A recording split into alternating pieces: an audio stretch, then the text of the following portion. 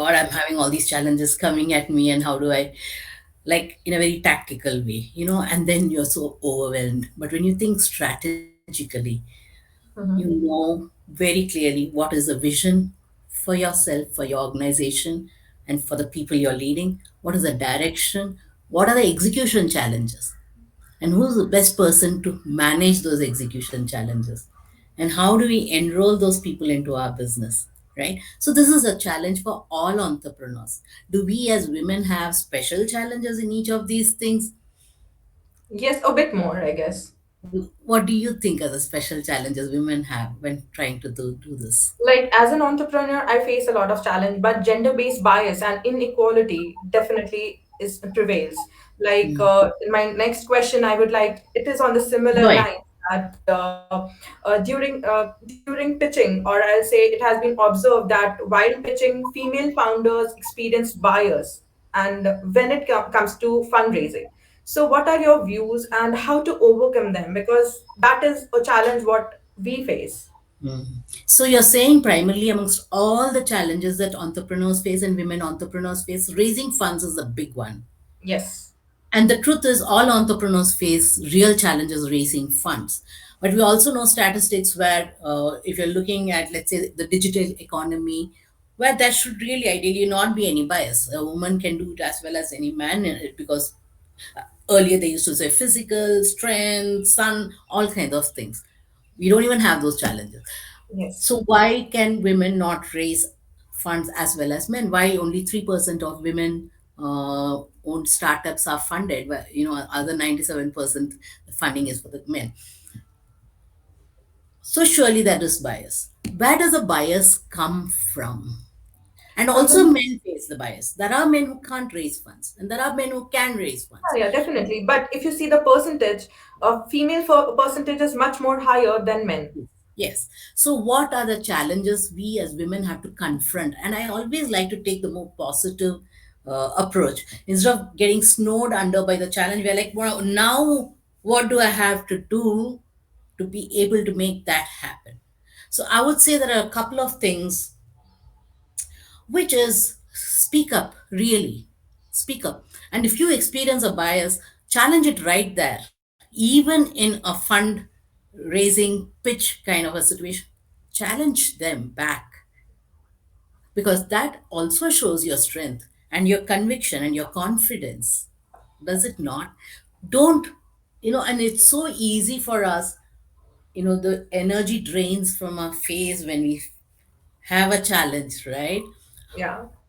And the other challenge is to not get aggressive, because the easy way out for people is to say, oh, she's not strong enough, or to say, oh, she's too aggressive. And yet, how do we remain centered and strong when we are speaking to people, so they get a sense of our confidence and our strength? For sure. And that's true for all entrepreneurs. But for us as women, I would say we need to work on that, right? Can we work on that? And craft it carefully. People work very hard to craft who they are when they are going out to pitch. There's branding, there's credibility. So, what are we doing about it? We can't just turn up there and expect the world to fall at our feet. That would be, kind of little entitled is the word I would say. So we cannot act entitled, but we definitely have to prepare ourselves for each part of that journey, including in the fundraising. How is Okay. our pitch deck? Have we worked with people, and do we have a clear strategy? And when we are questioned, do we know if they are questioning our business proposition, our value proposition, and all parts of it? Or are they questioning us as individuals and saying, I love the business, but I don't know if you can run it? Yeah. And Yeah, depending on because where the question is coming from, then we give our answers. And if we always assume the question is at the business, then our answers are more, neutral, objective, and strong. But okay. if it comes at us, I'm saying challenge it, challenge the bias, or Mhm. tell stories about what you have done, which has shown you before it has shown them that you can do this and you will do this. Okay. So preparation is the key. Preparation and confidence is the key. Without preparation, nothing. Prepare, prepare, prepare, over prepare. Any pitch, anywhere, that's the key, right? But if you think there is going to be bias in operation, even more important. Sometimes the preparation is not just what we are saying when we are there, but the work we have done before we have come in there. And sometimes it takes time, but every time we go and pitch the questions they ask, it strengthens us. We go back, we do the needed work, we come again, and we don't give up. Because most entrepreneurs bootstrap. Most entrepreneurs invest their own money, and whether you're man or woman, most entrepreneurs first seek funding from friends and family and well wishers. It is fundraising is one of the toughest thing because people are saying, I believe in you first, of course, and I believe in your business. But I think they first believe in you before they believe in your business. So how do we put ourselves up there in a way that people say, I can sign, and this is the amount I can sign off on what I'm seeing, what I'm hearing, what I know about you, the work you have done. So we have to strengthen ourselves. And this does not mean that if you're 15 or 18 or 22, you can't start a business. Because at 15 and 18 and 22 and 60, you can show people who you are, what you're made of, and why they can trust you with their money. It is their money. They'll Yeah, be right. careful. You want returns on it. As long as you can show them that you can give them the returns they want, Mm-hmm. Okay. I'm sure you Okay. will get the money. Thank you. So, ma'am, do you experience resistance when you are leading men? How do you deal with it? I think there's a lot of conversation around a phrase which upsets me quite a bit. It's called unconscious bias. Yes. And I am like, we are talking about really intelligent people here. And this is both men and women. Unconscious bias is social, like the Yes. structure. And there are values and beliefs underlying that social structure. So when we challenge people, we are challenging very deeply held values and strongly built social structures which have existed for a long time. So we should be prepared for the strength of that and yet know from evidence over the last, I don't know how many decades, that social structures change. One woman at a time, also, and there are women leading there, and we are standing on the shoulders of those women who have done the hard work for us, and now we are doing more work for those who come after us, right? So there is Yeah. always the work to be done, and there's always the change which happens when we experience bias. If people don't want to be, if you get the sense that people don't want to be led by you, Yeah. That that's a happens a challenge lot. everybody faces, right? It is not easy to lead because you have to win the trust of people. And it is never you leading, it is other people saying, I would like to follow you. What about you makes the other person follow you? Mm, How can you make it easy for people to follow you? That's one part. The second part is the easier strategy. It's the easier strategy for all leaders.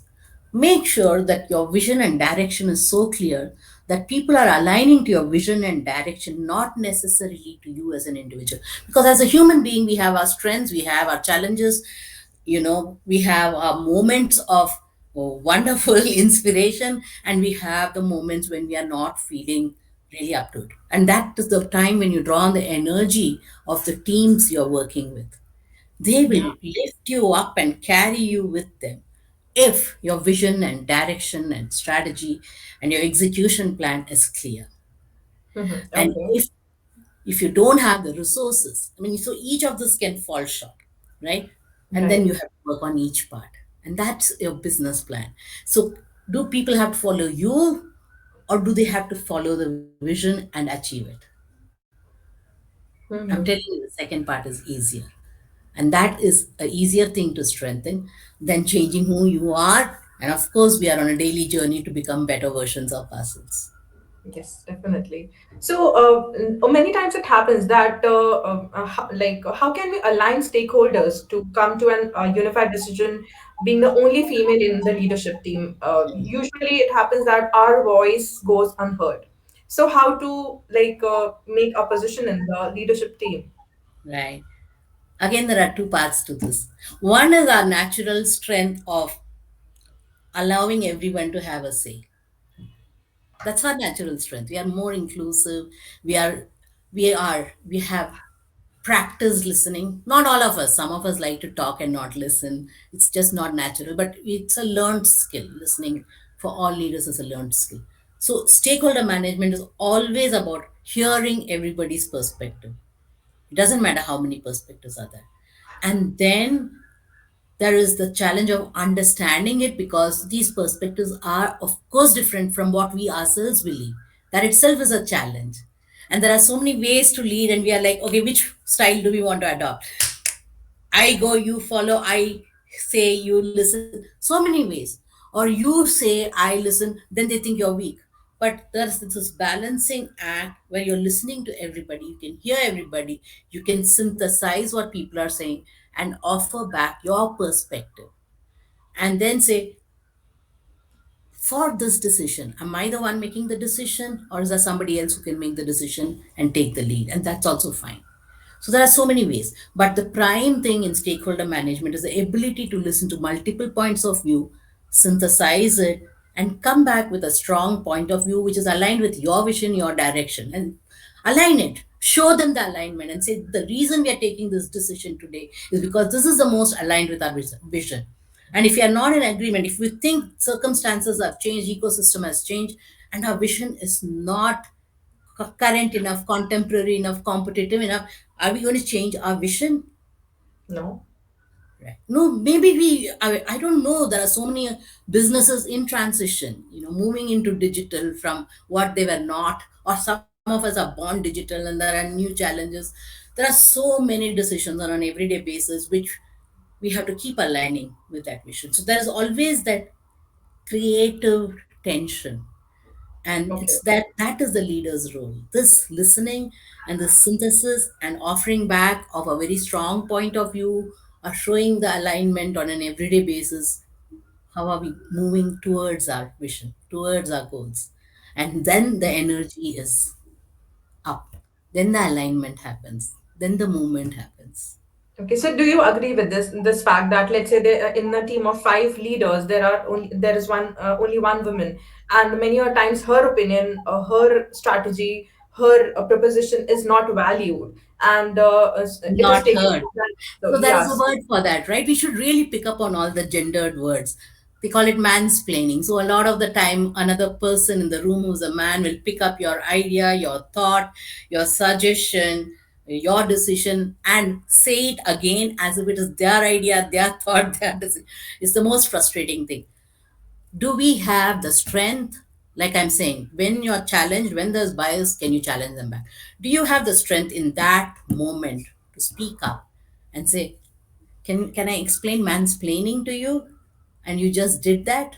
So I would like to take that. It's a very tough space, Akriti. It's very difficult for us to do. you know I don't want to be this pink glass wearing person where everything is so easy. These are tough things to do, but it is doable.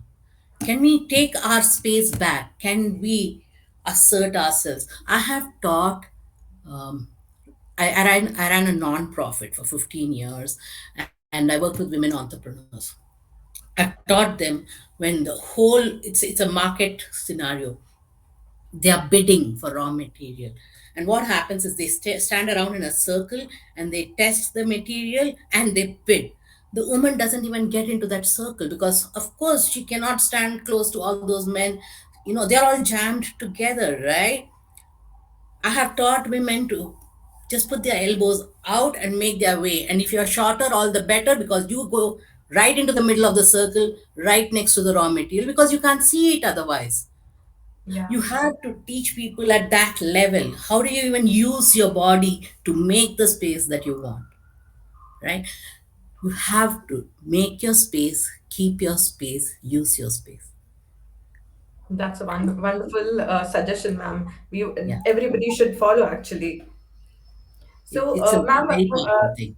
sorry. It's a very powerful thing to do. Yeah, definitely, it is powerful.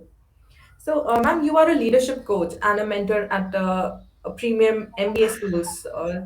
Tell us about your experiences and learnings. What do you want to know? That's such a broad question, Akriti. So if you can say, what is it that you're looking for? So, what kind of like leaders, what difficulty, especially female leaders, what difficulty they face, and what help they require from the mentors, and how can mentorship help them? Okay, beautiful. I think you should always go out and ask for mentoring, and then of course do your own thing. Take Have as many mentors as you want. Have the best experts in each field as a friend. Nowadays it's so easy. It used to be so difficult to get an appointment with so many people. Now on LinkedIn everybody is available to everybody else. You have a question, you just do a direct message. If they are nice people, they'll answer you. If they are not, it's fantastic, you ask the next person. That's a business person's stance always, because there are a million resources out there. You don't get stuck at all. So of course then you have the skill of asking for help. People right from the beginning, I think I said it right at the beginning, I'm saying it at the end. If you don't ask for help, you will not receive it, and we always need help. There is no weakness in asking for help. Ask for it with confidence and strength, but ask for it. So ask for help, ask for mentoring. But after you have sought the advice of, I don't know how many people on the same question, 10 people, 15 people, 25 people, synthesize all the opinions you have received, all the advice you have received, and say, this is my decision for myself. And that has to be your decision. It is not, mentoring is not having one person you depend on for your life, and whatever they say is what you do, because then that's not your strength, right? You're being pulled this way and that way by the mentor. Always hold Or a yourself. follower in that case. Yes, yes. Mentoring is a beautiful thing to have. Coaching is a beautiful thing to have. Any kind of help Exactly. is great. I have been like I got benefit out of it, so I know it is helpful. And anybody who requires help should go for mentorship and coaching. We'll be So, delighted to meet any of your audience. sure, ma'am. So we would like to take some questions from the audience. There was Any a question right much earlier about, I think, multiple generations. Yeah, so different generations have different mindsets. We need to deal with a diverse workforce. How do we manage Gen Z? I I like that we read this question immediately after you asked about mentoring, because my other belief is reverse mentoring. My experience with all people is just amazing, because I think people bring immense strength with them, and all we need to understand is how much strength and how much potential they bring. Gen Z is my go-to mentor for everything in technology. They have grown up in technology. They have grown up digital. They know what, if Gen Z is the largest percentage of the population and we don't understand Gen Z and we don't work with Gen Z, we will fail in our business.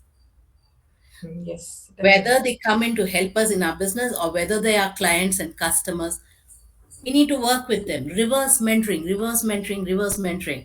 If you're not open to reverse mentoring, you're going to fail anyway. So can Gen Z benefit from us? Yes, of course. But then it is very difficult again, just as much as it's difficult for an older person, because we have all our egos, our status consciousness. Oh, my 100 years of experience, and I know everything about the world, and there's nothing new to learn. All that, you're talking about bias and barrier. That, as against Gen Z's feeling that an older person cannot be hip, cannot be current, cannot understand technology, cannot be quick, cannot do things at speed. Oh, these are all biases. Why are we talking only about bias against women? Everything, all our thoughts and our feelings and our opinions, they are biases which keep us away from learning from each other and working together. So, how do we overcome that? So, reverse mentoring for the older people, mentoring if you want for the younger people, but also for younger people. Uh, Checking their assumptions about older people, right? Just checking assumptions on both sides is very critical. And if you are just quicker with something, and especially in the tech world, and it has always been the truth, the person just takes it over and does it and goes away, never teaches. Yeah. But the great skill for all generations to work together is how to learn and how to share, how to learn and how to share. And that is a valuable skill in all fields of work, including business. Okay, so Yeah. it happens a lot. Like we face challenges that like manage different generation, a generation above us and a generation below us. So managing between generation is a difficult task to do. So reverse mentoring is definitely helpful.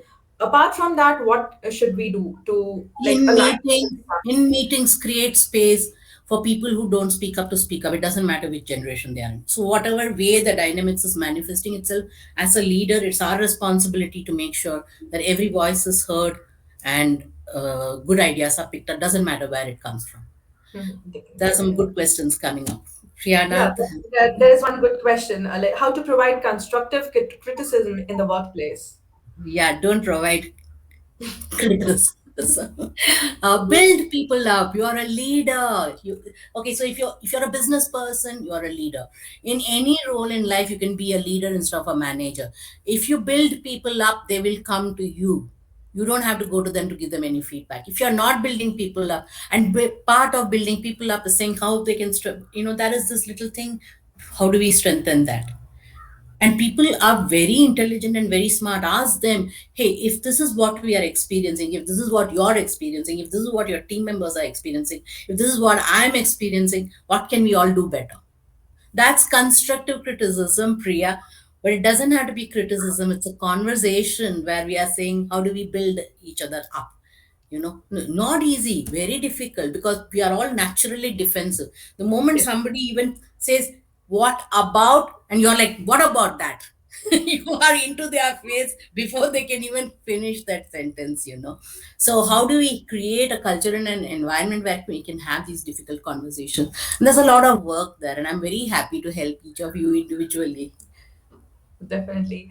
So I'll take some more questions. That's, Let's that's a see. good one, also. How different is coaching from Yeah, this mentoring? is a good question. So how different is coaching different from mentorship, leadership, and yeah, There is a style called coaching leaders, leaders who know how to coach.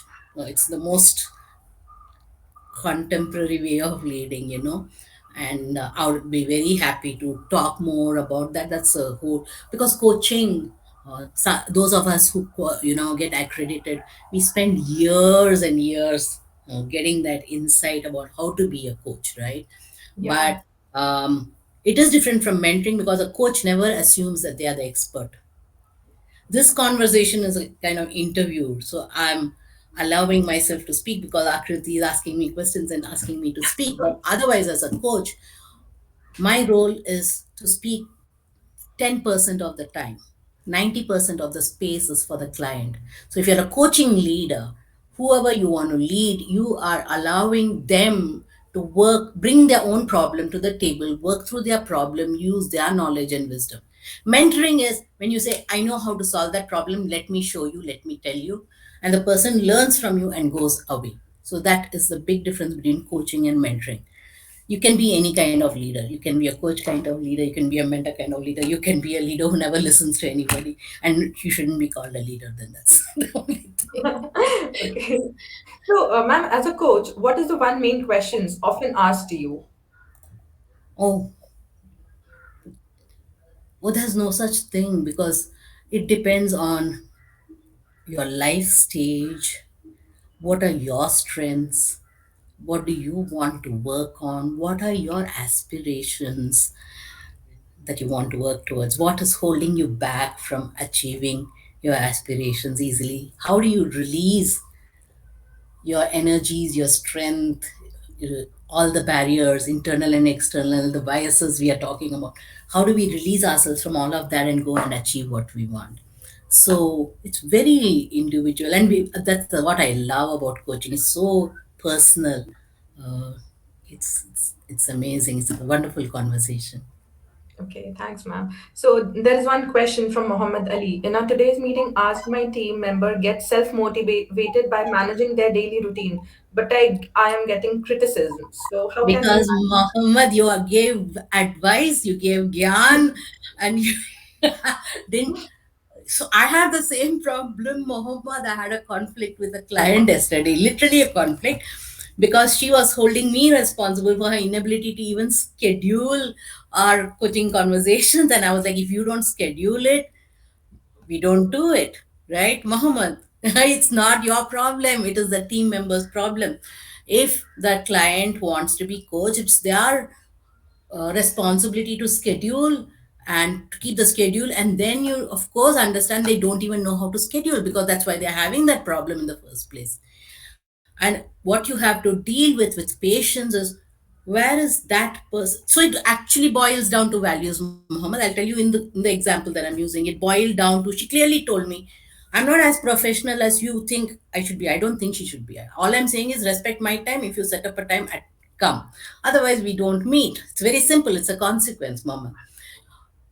And yet, what is she telling me? She told me very clearly, and I really admire her and respect her for that. And we always respect our clients with equality. And she tells me, my values tell me that I am singularly responsible for three families. These are the challenges in my family. I will always prioritize my family challenges to any meeting with you or any other professional meeting I set up. Now, I can have my opinion about that, but she's telling me what her real challenge is.